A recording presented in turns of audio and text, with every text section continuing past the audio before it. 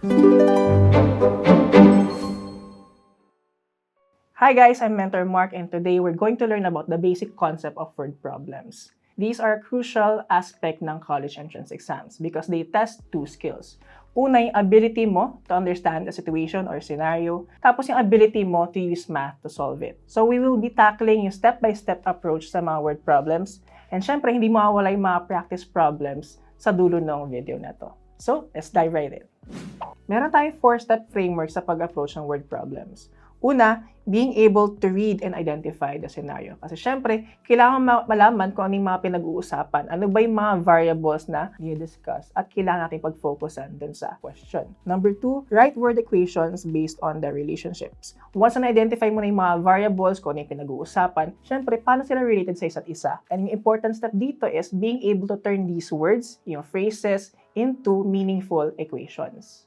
Next, meron bang mga numbers, values na binigay exactly dun sa problem? Or may mga relationships ba na magpapasimplify nung given equations na sinet up mo? Which would lead us to being able to solve and answer the question. Punta tayo sa number 1, yung reading and identifying the scenario. Kasi syempre, kung hindi mo maintindihan yung dinidiscuss ng problem, hindi mo siya masasolve. Understanding yung scenario allows us to properly signify yung mga variables, yung mga letters na sineset up natin. Punta tayo sa number 1. So, Bob is spinning 5 fewer plates than Nina. So, ano yung pinag-uusapan dito sa sentence na to? So, this is about kung gaano karami yung ini-spin na plates ng bawat person. So, we can signify B as yung number ng plates na ini-spin ni Bob. Tapos, we can signify yung N as the number of plates na ini-spin ni Nina. Next example, we have the express train is moving 3 times faster than a local train. So, yung pinag-uusapan dito is yung bilis ng tinatakbo ng bawat trains na yon. So, we can signify yung E as the speed ng express train right here. Tapos, L, signify natin yun as the speed ng local train. Now that we've identified the scenario, importanteng step is being able to turn these relationships into meaningful equations. So, importante na dito yung mga keywords, key phrases that signify specific operations. For example, yung total, together, signify addition, yung left, yung fewer, signify subtraction. Yung word na times, tsaka yung each, pwede rin twice as much, thrice as much, ganun. Those signify multiplication. Tapos lastly, yung kung makakita ka ng per or divided by, ratio, those signify division.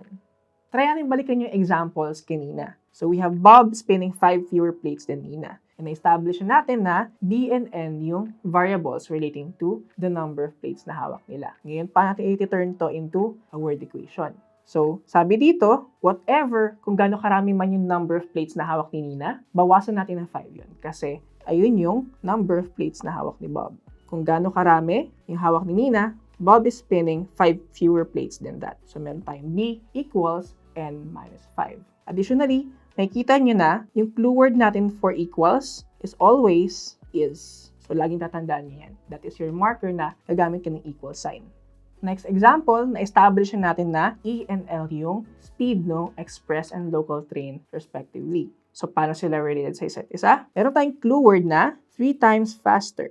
Ayan. So, may some sort of multiplication na gagamitin dito. Pero sino ba yung faster? Si express train. So, that would mean na, so, yung express train, meron tayong word na is, lagay tayo ng equal sign. Ayan. Moving 3 times faster than the local train. So, whatever speed ng local train, i-multiply natin sa 3, tapos ayun yung speed ng express train.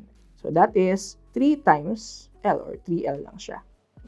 Now that we've set up the equations, plug in na lang natin yung numbers if given sila. So, halimbawa, kung yung local train is given na 25 miles per hour, plug in na lang natin yung 25 dito sa L kasi L signifies the speed ng local train. So, that would mean na this becomes 3 times 25, tapos that's simply 75 miles per hour.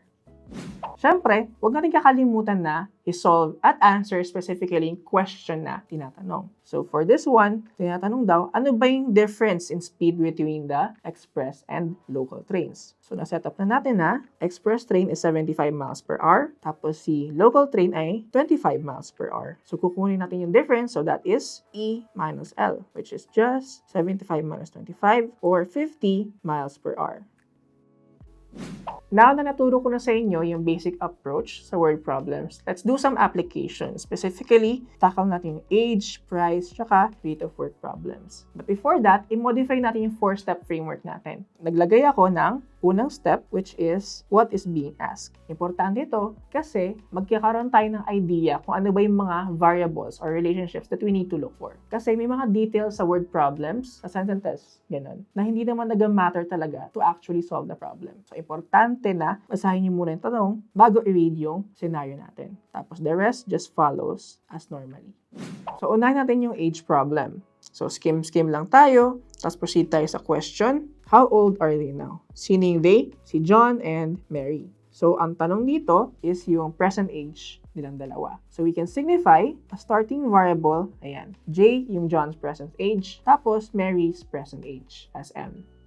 Now, let's proceed with the different details, no problem. But before that, I recommend na when learning word problems, I suggest you tabulate yung mga information na na-extract nyo for better visual clarity lang naman. So with that, let's proceed with the first sentence. John is twice as old as his sister, Mary. So that is a present kasi is nga yung sinabi. So we can signify in columns as John's age, tapos Mary's age, tapos sa first row, this is yung present age. Si Mary ay M sa present, tapos si John ay J in the present. Pero sabi nga sa first sentence, whatever John's age is, that is twice nung present age ni Mary. Second sentence, 5 years ago. So in the past to. 5 years ago, John was 3 times as old as Mary was 10. Pero how old were they back then, specifically? Mary was M minus 5 kasi 5 years ago. John was J minus 5 kasi nga 5 years ago. So, this J minus 5 equal to sa 3 times nung age ni Mary back then. So, J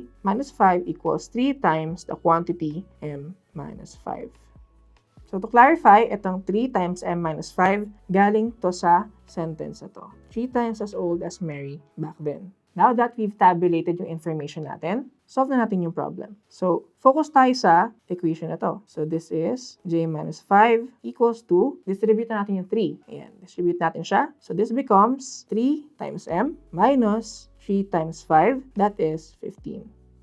Just a quick review lang on equations. We can move terms and values from one side of the equation to the other side. What would happen here is may invert yung operation nila. So for this case, if gusto nating ilipat si minus 5 sa kabila, magiging plus 5 na siya. So let's do that. So meron tayong J na lang kasi nalipat na kasi minus 5. Meron tayong 3M minus 15 plus 5.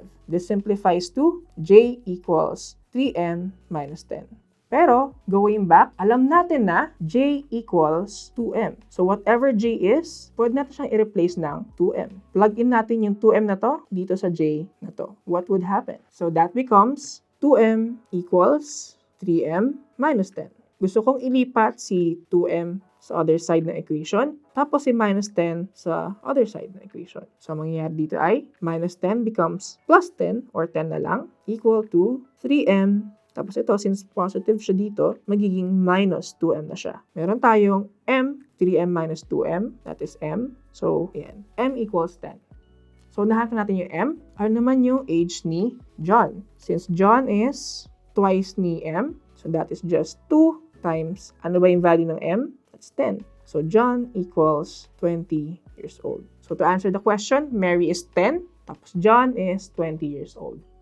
Next example, price problem naman. Sabi daw, if a customer buys 10 total items and spends 15, how many notebooks and pens did they buy? So for this one, ano ma-extract natin? So meron tayong total of 10 items. Ano yung items na yon? Notebooks and pens. So we can signify na yung number of notebooks to be N, tapos yung number of pens na nabili, that's P. And a total daw yun ng 10 items. So that would mean na N plus P equals 10. Sabi din daw, nakaspend siya ng total of $15. Diba? Tapos, magkano ba yung presyo ng bawat notebook and pen? So that is, notebook ay $2 each, tapos yung pen is $1 each. So, ibig sabihin nun, for every notebook, meron kang $2. So that's 2N, ay yung total gastos mo sa notebook. Tapos, meron tayong $1 for every pen, so that's 1P, or just P na lang. Ayan yung total na nagastos niya. Next, focus tayo sa equation na to. Try natin gawin yung ginawa natin kanina sa J equals 2M. First, isolate natin yung p by moving n sa kabila. What would happen is, we now have p equals 10 minus n. What we can do with this equation right here, yung p dito, palitan natin siya ng 10 minus n. Since sabi nga dito, lahat ng p equals siya sa 10 minus n. So doing that, we now have 2n plus 10 minus n equals 15. So simplifying, ang tayong 2n minus n, which is just n, di ba? So this is n plus 10 na lang here equals 15. Moving yung 10 sa other side, we have n equals 15 minus 10 or n equals 5.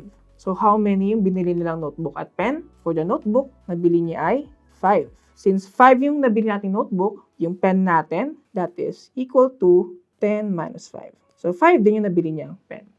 So nandito tayo sa rate of work problems. Pinapatanong dito is, how long will it take them to paint the room if they work together? Si Alice tsaka si Bob. Quick review lang sa rate of work. Rate of work is just equal sa, yan, yung kung gaano kabilis yung work na paggawa mo, equal siya sa output mo, kung gaano karami natapos mo, over yung time to complete that work. Sa first sentence, Alice can paint a room in 6 hours. So for this case, let's say A yung rate of work ni Alice, tapos ano yung output niya? Yung painting a whole room. So let's just say na in 1 room painted, diba? Over 6 hours. So A yung rate of work niya. 1 room completed in 6 hours. Si Bob naman, let's say that's B, can paint the same room. So 1 lang din, yung room na yun, in 4 hours. 1 over 4. How long will it take them to paint the room if they work together? Kapag sinabing work together, syempre, yung rate of work ni Alice, tsaka ni rate of work ni Bob, magkakombine lang yan. So that's just A plus B. So this is just 1/6 plus 1/4. So addition of fractions, so kunin muna natin yung least common denominator nila, which is 12. 12 divided by 6, that's 2 times 1. So 1/6 becomes 2 over 12 plus 12 divided by 4. That's 3 times 1, that is 3/12. So we have A plus B equal to 5/12. Ayan yung rate of work nila together. That ends our video on basics of word problems. Just some key takeaways. Memorize the 5-step framework. What is being asked? Identify mo agad yun para alam mo yung sasagutin mong question sa simula pa lang. Read and identify the scenario. Knowing what is being asked, alaman mo kung ano yung mga variables that you have to look out for. And then, being able to turn those sentences, relationships, into meaningful equations. Lastly, plug in the numbers kung given. Simplify yung mga equations in order to solve and answer the question. Lastly, practice word problems. Hindi lang enough na familiar ka na sa mga concepts na to. Kailangan na-apply mo rin sila through exercise problems. If you have any more questions, comment down below and subscribe and follow our channel for more videos like this. See you on the next episode.